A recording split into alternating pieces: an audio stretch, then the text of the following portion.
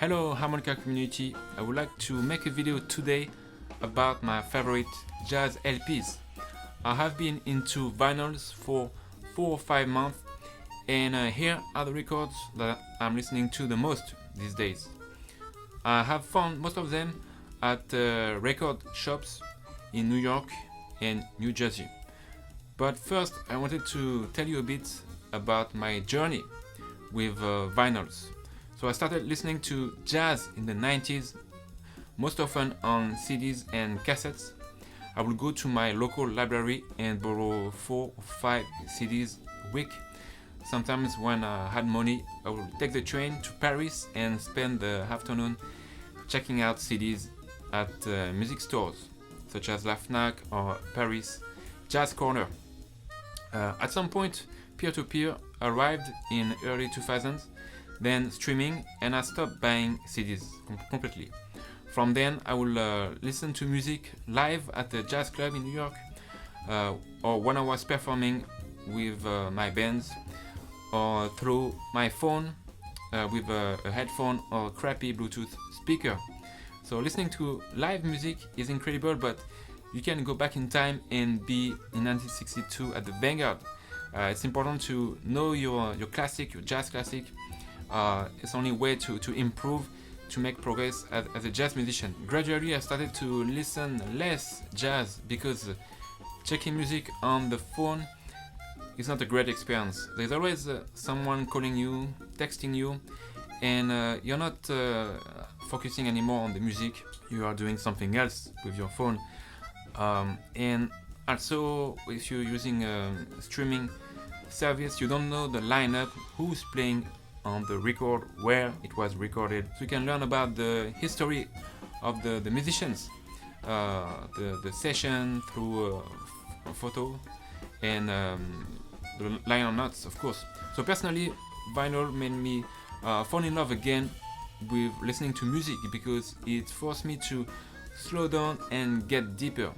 When you have an early pressing of a classic record, it's like also connecting with the time it was recorded. I feel it's a more profound experience than using Spotify or just or any streaming service. Now I'm going to show you 10 records that I enjoy listening these days, and some are more rare than others, but I'm not a pure collector. I use them to practice along, discover tunes, learning new songs, find some musical ideas. But I do like the idea of having a first pressing and appreciate very much the hunt for a rare record.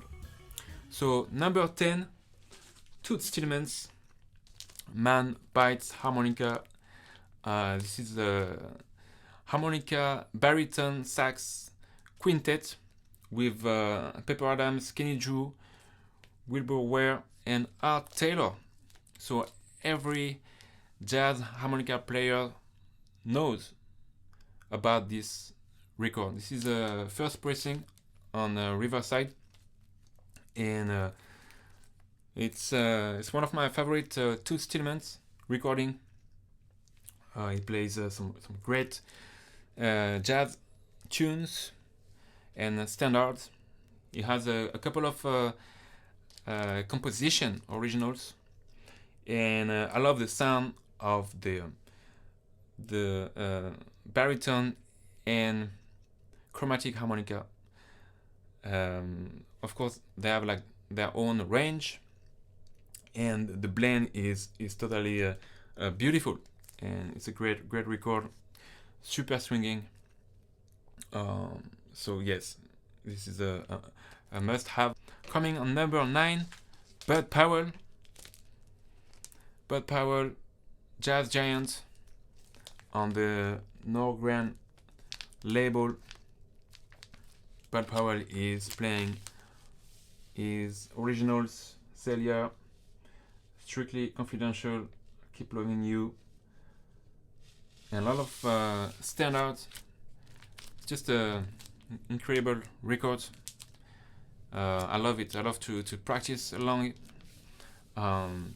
It's just if you want to develop your bebop chops, you must listen to this record. Then we have Shirley Scott, One For Me.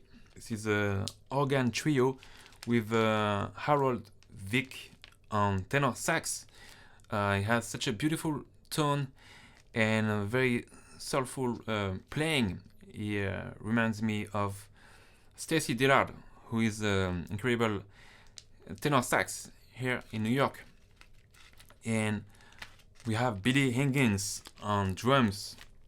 This is probably one of my favorite Shirley Scott recording. She started make her first albums on Prestige, then she moved to Verve, and then she started recording a lot of big bands and a lot of arrange sessions. But this one features only her originals, and I love her music. It's just amazing, beautiful tunes. So it features 2 songs by Harold Vick. But check out Big George on side B. I love that song, and I'm probably going to play it at my next performance in New York City with my trio. So check it out. And this one is autographed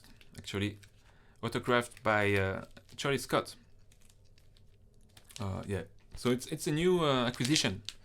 I found it like a couple of weeks ago at a store in New York. Next, I think we are number 7. The President Plays. Yeah, I'm a big fan of Lester Young. So it reminds me the time when I was studying with alto saxophonist Lee Konitz. Used to go to his apartment in the Upper West Side. It was around 2008, and we used to play together.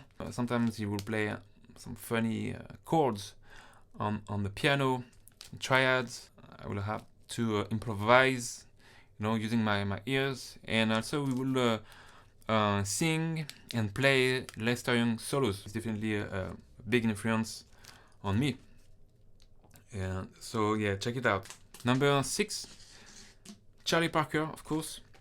I have another Charlie Parker big band. So this is also original Clef Records. It's quite heavy vinyl, and I love the cover. Just beautiful cover. Of course, Charlie Parker. I don't know. I listen to him probably every day. You have Miles Davis on trumpet, Walter Bishop, Teddy Kotick, Max Roach. That's the Bible. Charlie Parker. All right. So next, we have a piano trio, Red Garland. This is the original Red Garland Prestige, and this one comes from the Billy Taylor collection, and is also it's a preview copy, and signed by Billy Taylor. So it's a really beautiful condition, and features a trio, Red Garland trio. I love Red Garland piano. It's clear, it's bouncing, swinging, happy. And we have Wendell Marshall on bass, and Charlie Persip, who was my combo instructor for a couple of years, like 15 years ago, when I was studying at the New School here in New York. And he's a great character, fantastic players. He used to tell us about the time he recorded with Sony Rollins, and when he played with Miles Davis. So yeah, he had a lot of stories, just very funny. So it makes me think about him sometimes when I listen to this record. It's a new acquisition. I think I got it in July last month. Okay, next, number 4. We have another classic, this time on Blue Note, roll call. This is the original stereo. It's in beautiful condition. And it features some of my absolute favorite musicians.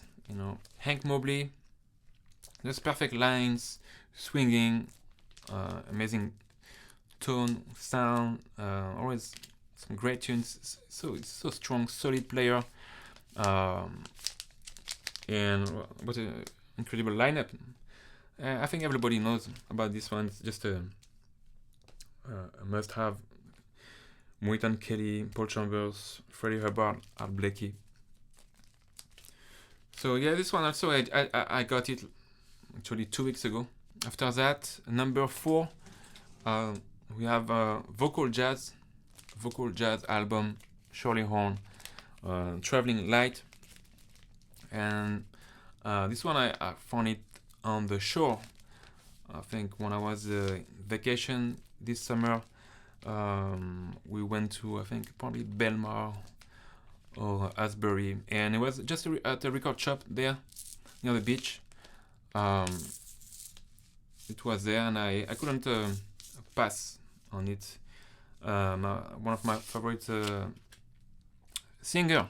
I love the sound of her voice, and this recording just capture beautifully her voice. It's not in great shape, but it's just her voice just go through the crackles. Coming on number 2, Sony Rollins, the sound of Sony. This is a Riverside first pressing, white label, and I have a couple of Sony Rollins back there, but this is the one that I listen to the most these days. I love to practice along. Rollins is one of my probably my favorite tenor saxophonist, and just his time, his just ideas are incredible. Just I love playing along and listen to him. The last time I saw Paris, just in time, dearly beloved. It's incredible. I love it. I love this album with Sonny Clark. We have Percy Heath, Roy Haynes. And number 1, ladies and gentlemen, John Coltrane, Giant Step. So this is a original first pressing on Atlantic, and it's really in great condition. I would say like excellent VG++. There's no scratch at all.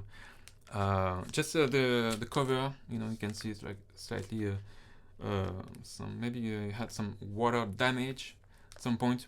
I remember when I bought it in Brooklyn 2 months ago, and it came from the personal collection of the record shop owner, and he told me that he haven't seen one like that before.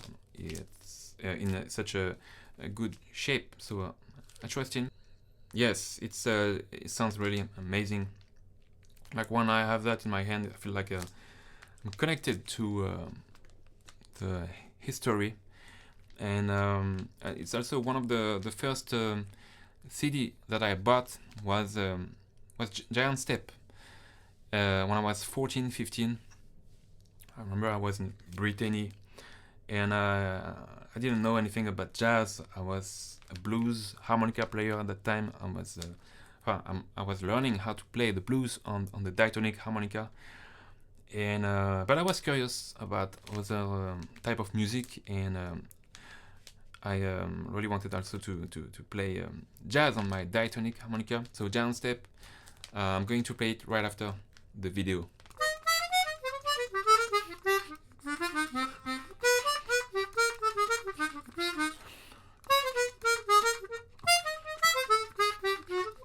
If you guys are new to the channel, welcome. Thank you for viewing. Thank you for sticking around until the end of this video. Please give me a subscribe, a like, a thumb up, and leave a comment in the comment section below. I will jump in and say hello or answer some questions. And also, if you are wondering, okay, where do I go from here? I'm a chromatic harmonica player, I'm looking for help. Well, I offer memberships over at my harmonicastudio.com, where I teach more detailed courses on how to play the chromatic harmonica. You can have access to PDF downloads, backing tracks, the community forum. You can go much deeper in all kind of area of practicing the chromatic harmonica and learn jazz improvisation too, and how to improve your technique. We will be practicing arpeggios, scales together, learning tunes. So head over myharmonicastudio.com, check us out and see if it's right for you. So until then, keep listening, keep playing, singing, and keep practicing. I'll see you in the next video. Bye bye.